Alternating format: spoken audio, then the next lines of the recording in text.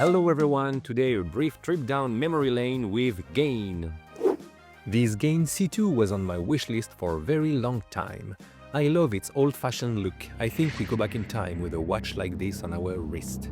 The roaring 20s, here I come! Unfortunately, Gane is closing down and they are selling the remaining models at 50%, so it's time to crack if you find it pretty.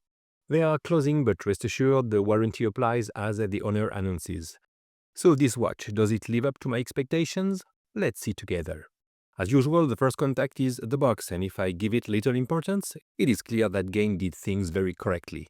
As soon as I got it in hands, I felt in love with this retro design. Maybe because I like this object with old-fashioned design, maybe also influenced by the retro fashion which is very fashionable at the moment, but we don't care, it's a very cool watch. Very cool, but not perfect. I see two faults, if I may say so. The lume is a little bit weak, and the 13mm thick are a little bit too much. Fortunately, these are not horrible flaws, and it has many qualities to make you fall in love.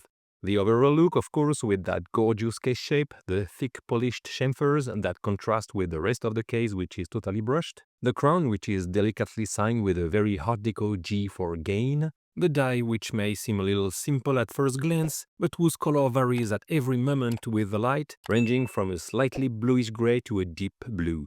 It's a sector dial that the circular brushing on the edge and horizontal in the center makes superb.